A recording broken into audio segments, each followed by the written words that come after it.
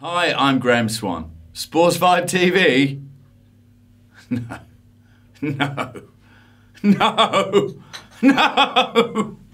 Hi, I'm Dan Snow, and I've just heard some terrible news. They're going to make Sports Vibe into a TV show. Now, let me say, I've actually met and worked with some of these guys, and they'd be a lot better on the radio. Hi, I'm Ollie Mers. I've just heard that Sports Vibe is going to be on TV. Now, I haven't heard a load of rubbish like that for years. I mean, I don't know what they're thinking. I don't know why they want to take it to TV. But do you know what? There's a lot of rubbish on TV, so that's only going to add to it. I'm Andy Parsons, and I've been asked what I think of Sports Vibe TV. Well, I mean, you just listen to the name. It's never going to work, is it? So, I won't be bothered.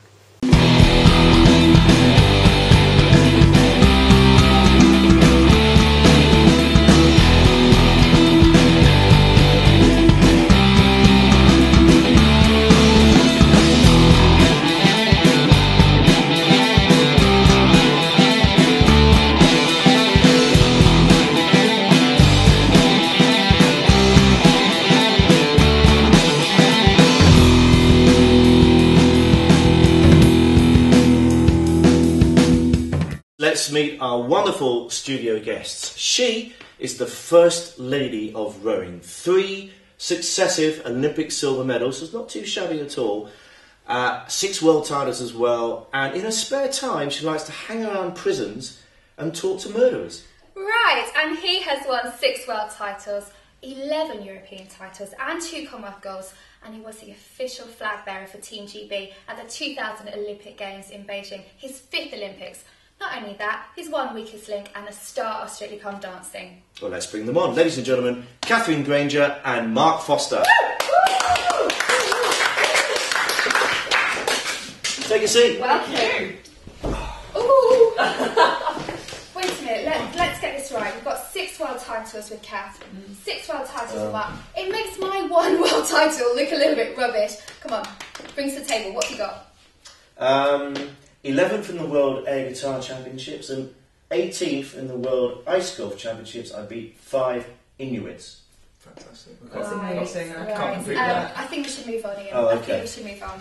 Gail, it's never too late though. There's more time to get more time. Ice sculpting. And it's never too late, Kathleen Granger, as you are proving. Yes. Because 3 silvers. Now that's not too bad. No, it's Don't not too beat bad. yourself up over Come that. on. But you're not satisfied, are you? Of course not. There's another Olympic Games going on. Hopefully you know about that. It's in the summer, and you're going for gold. Yeah. I mean, I've got 3 silvers. First one, absolutely over the moon. I know what it's like to win an Olympic medal. It's the most phenomenal experience. You know what it's like to win, just incredible. But sort of 8 years on for that same result, a little bit harder to bear. To have an outside interest other than sport, and okay, maybe not a law degree, but dancing. You were a star Strictly Come Dancing. It's not just an interest, it's my job now, Gail. Really? Dancing or just everything? No, I think the thing is, it is one of these things that, obviously, with any elite athlete, and I know a lot of people that when they just do the sport on its own, I've known people that have been to university and done a degree and sport and been, I won't mention his name, but unbelievably in world leaders, and all of a sudden university finished and they just swam, and for the last 4 years this person I'm not going to mention has been nowhere near themselves. And I think some people have to have some distraction in their life, and I think it's important obviously because also sport's not going to last forever. I mean, I know Catherine's probably 10 years younger than me, but it's one of these things that when it does finish you've got to have something else to go into. Graham Swan, welcome to Sports Vibe TV. Thank you. And I mean, it's November. You're normally getting ready for Christmas tour.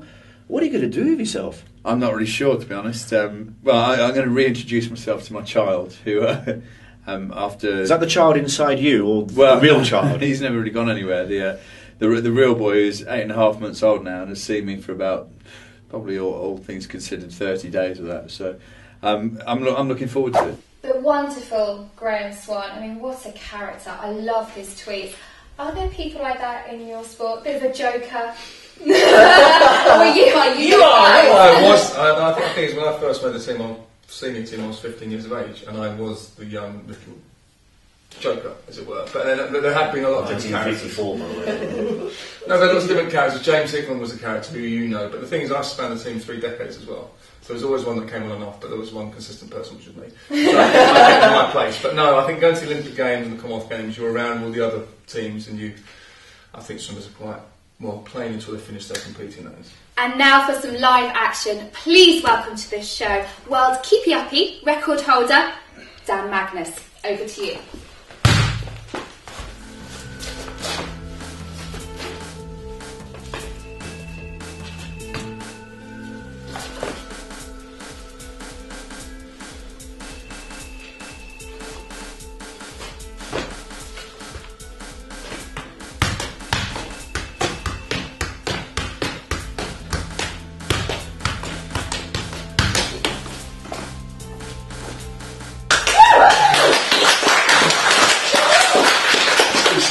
What have you got in the locker then? Not yet, probably not that. But my mum, women's England player, striker, also in record books for Keepy Uppies. This is what she taught me. I'm so sorry, Mum.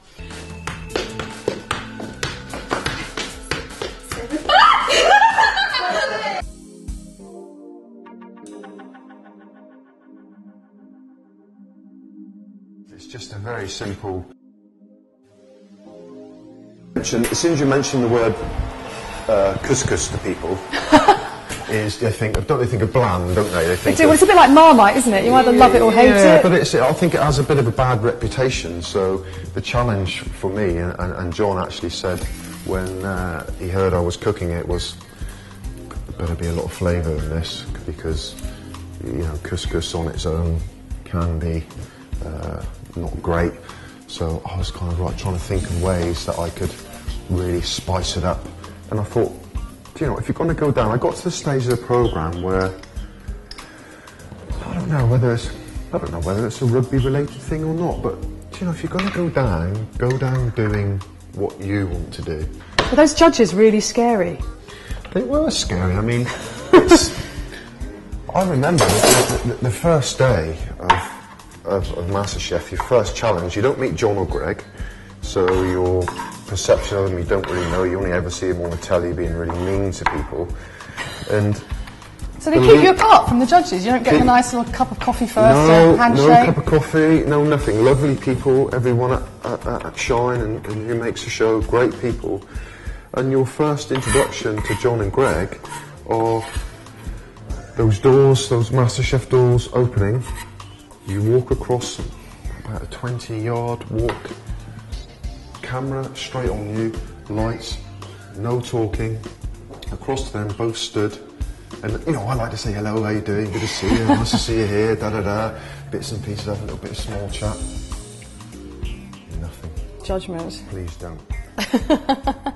Have you actually met Phil Vickery? Yes. The other Phil Vickery? Yes, no I have, yeah. Do you know what, I've met him. He must have been.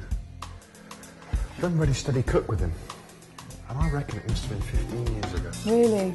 And I wonder now if his post comes to your house and your post goes to his house. We've always had a little bit of crossover, because people genuinely look at TV shows and look at programmes and expect to see me and vice versa. And I actually saw him last week, and he said he was only recently at a demonstration, and just some people were sat at the front.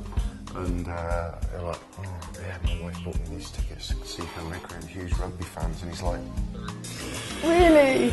Guys, I don't want to disappoint you, but it's not the Phil Vickery you think. I didn't lift the World Cup, but you've done brilliantly. That looks fantastic. We're going to try it in a second. And well done on MasterChef. And thank you for entertaining us here. It's brilliant. I appreciate it.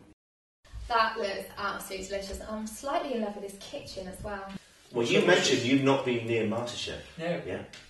You have. Oh, yes. And just for once, being the opposite just for once, it didn't quite work out. I won't bore you with the details and the story and the excuses, but no, I went out in the first round. But I must confess, when I started doing the show, there was Sherry Houston did the show with me. Sherry Houston has owned a restaurant for 20 years.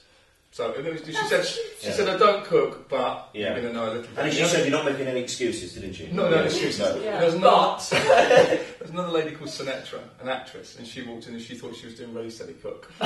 So I thought, I've got her in the bag. Anyway, I thought I'd lose with Sinetra, and she played a she played a blind and she beat me, and I went out, unfortunately. But then I did Britain's Best Dish, and we actually went head to head on one dish, and I beat her. Was that a meal, or did you have to take your shirt off? There was no shirt involved. That's why I went out. That's why I lost.